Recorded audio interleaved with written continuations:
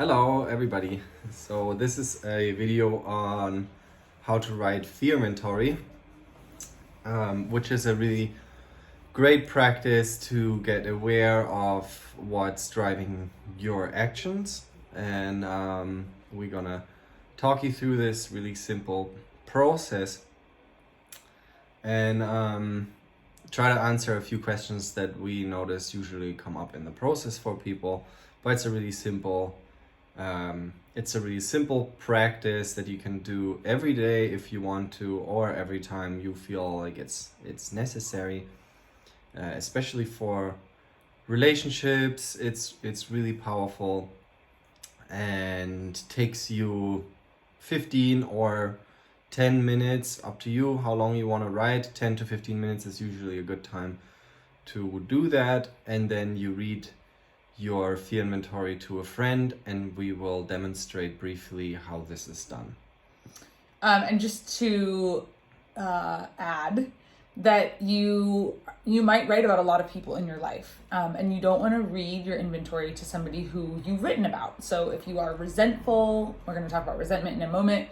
If you're resentful at your sister, you're not going to call up your sister and be like, hey, I've written my fear inventory and half of it is about you. Can I read it to you? But rather, you're going to find somebody who is not on the fear inventory and also not going to take on or pick up those fears. If you've never done this exercise before, I recommend the first few times reading to somebody who's done the exercise, because they will be sure to not pick up on your fears or carry out or later ask you questions about it. This is sort of like what's read when you share your inventory, just stays with the exercise, and then at the end you're going to actually rip up the paper and throw it away. Also, don't read it to your partner or the people that you are romantically related to, or maybe also not your sister or your family members that are just super close and are your most primary relationships. So for this exercise, we use Insight Timer. It's an app that you can download for free, and you can set a little time up here, and then when you press start, it's a really simple app. You will find your way through it, and then you press start and you get started off with a little ding like this, and then you start writing, and it holds your container for 15 minutes, and then there's another ding, and you know to wrap up. You can even set it that it dings once 2 minutes before it ends, and then you know, okay, I'm really gonna get the last stuff out, and then another time, and then you're done.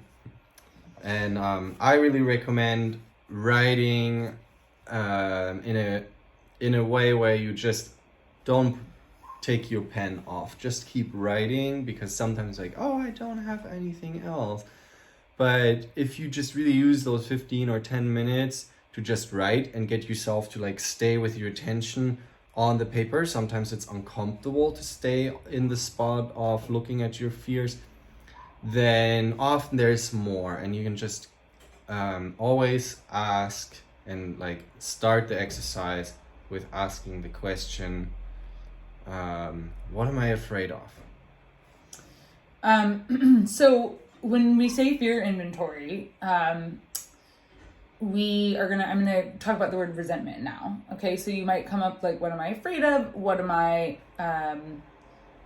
When you begin each section, you're always going to start with a resentment. So what happens with fear is that if we don't relate to it and we pretend, oh, I'm not afraid, or I don't have any negative feelings about something, they stay inside of us. And when they stay inside of us, we start to unconsciously use them as a way to relate to people that we might not even know that we're doing, or talking to people differently, or even talking to ourselves differently. But what happens essentially is we have backed up resentment. So a resentment is just a thought that you keep resending in your mind. It could be that you get resentful towards a person, and that's how I'm gonna, just for a very basic start, that's how you're gonna actually learn to do this exercise. But resentment can be very nuanced. You can have resentment towards experiences in your life, or an institution, like the institution of money. But we're gonna start on a much more basic level.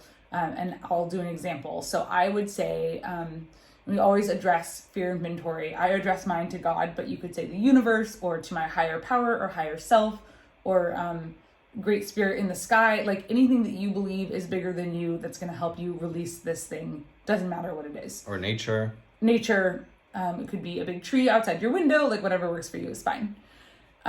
Something that's bigger than you. So I'm going to write mine, God, I am resentful. I wouldn't normally read this out loud, but you're on a video. I want you to know what I'm writing. At my friend Jill, because I have fear that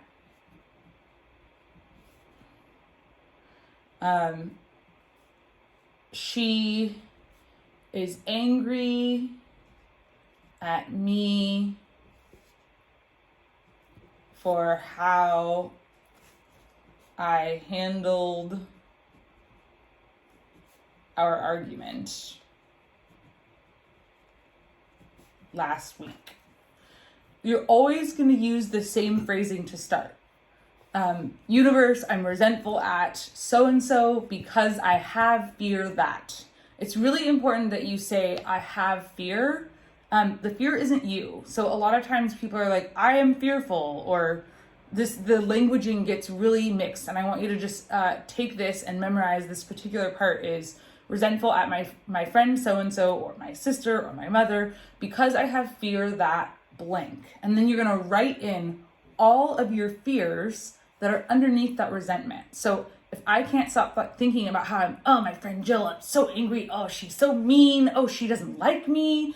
All of those are my resentments, right? And underneath the resentment is my fear. So underneath this first one that I started with, and you know, more it said like keeping your pen to the paper, you really don't want to overthink this. It's okay if you write the same fear multiple times. It's okay if it doesn't make sense. It's okay if you have run-on sentences. It's okay if you can't remember what you started with and you just go into another tangent about another fear. The point here is to just run all of this out onto paper so that you're not holding it inside. And the more you do it, the easier and more intuitive it will get, and you'll start to feel lighter and more, just like more emptied out after you write inventory. So underneath my fear that she's angry at me for how I handled our argument last week, I might say like, I have fear that I wasn't honest with her, or I have fear that, that I might start with like, I have fear that she's judging me. And then underneath the fear that she's judging me, I might have fear that I'm judging her, or I might have fear that I'm judgmental, right? And really looking and seeing. I have fear that her judgment might be true about me. Totally. Looking and seeing like, what are all of the things that connect back to that original resentment? Like if I think about this person and I don't feel totally clear and connected and like I could tell them anything, there's probably a resentment somewhere in there that wants to come out. And you can get repetitive in the format. So the first sentence is always like, dear God, I'm resentful at my friend because I have fear. And then when you finish that sentence, you can just right underneath go right again, because I have fear that ... And the next sentence, I have fear that ... And you eventually, in the beginning, often it's like that they did this.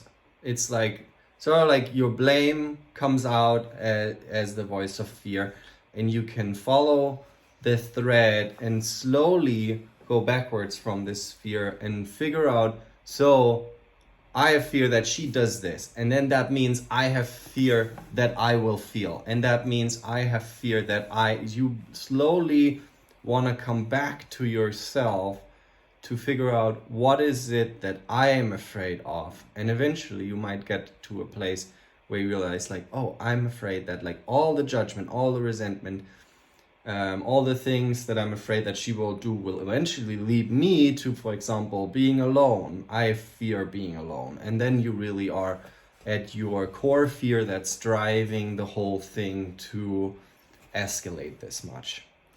And when you're in connection with your fear that is usually stuck inside of you, then the fear doesn't have power over you. So that's why this practice is important. And it's something that we still use as a tool regularly. So it's not like you do it a few times and then you graduate from fear inventory. You can always benefit from this exercise, especially if you find yourself like stewing around and frustrated, but you don't know why, or like blaming your partner for doing the dishes wrong and you're angry. There might be some other resentments that are stuck that need to come out. So you're going to write for your 15 minutes. When the timer goes off, you're going to finish your last sentence. And you're always going to do the same closing prayer. And that looks like, God, I ask you to remove these fears.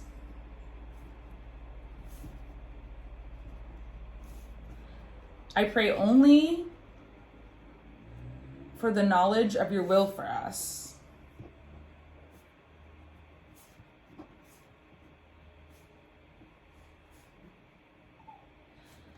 And the power to carry that out.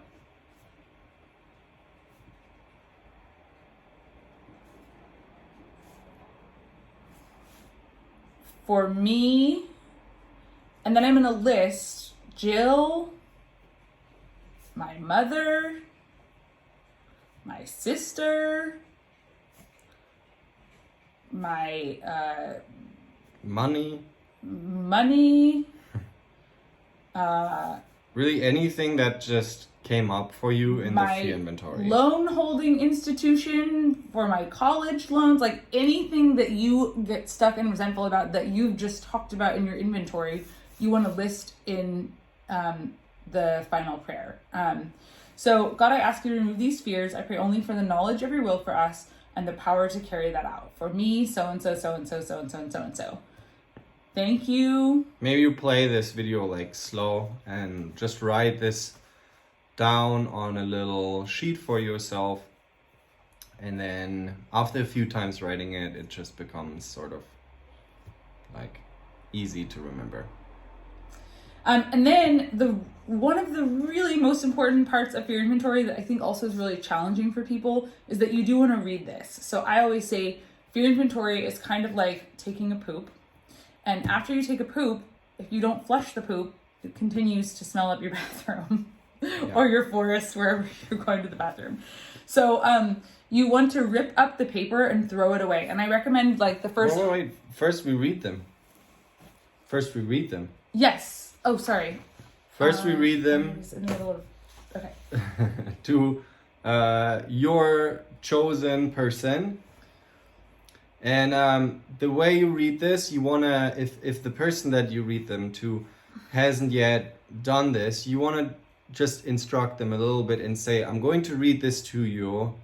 And then you read your paper all the way through. And by the end, the person that's listening just has to say, thank you for your honesty. And then you can say, thank you for listening. And then you're gonna rip up your paper. That's it. And when you begin to write inventory, I recommend the first 50 or 100 times that you write on paper, not on a digital device. Once you've been doing it for a long time, if you want to do it on a digital device and then delete it afterwards, you can.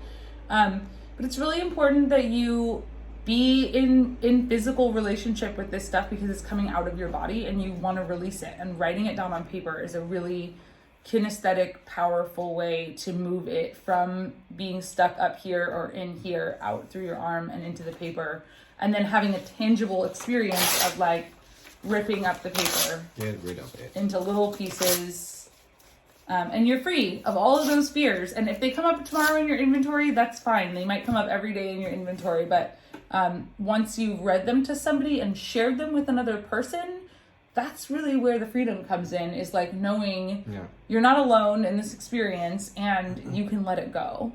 And so again, I recommend at the beginning, not only do you not read it to someone that's on it or someone that's close to you who might pick up on some of your fear or like take it on or like ask you about it later, but that you read with somebody who's experienced in this practice because they really know how to not pick it up. And they can also help guide you on maybe there's one of your fears that you wrote about that you want to write a little bit deeper on next time, and they might make a suggestion for you. But they're not coaching you.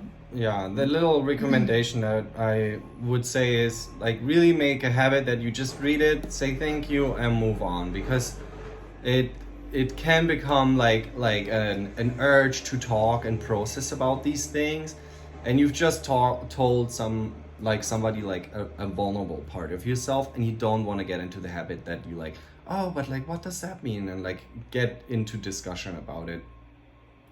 Also, another thing is, make it a habit that you make this a whole process. Like you write them, you do your inventory, and then take the time and finish the process and read it. I have seen it so many times, I've done it myself, that we pile up loads of fear inventory and we think like, oh my god, I have this fear, I have to like write a fear inventory, I'll just like read it later, and then eventually you have a book full of fears that you sort of get You're still resentful carrying it around itself with about. you. Yeah. Okay, that's it. Yeah, good luck, and I hope you enjoy this practice and it benefits you a lot.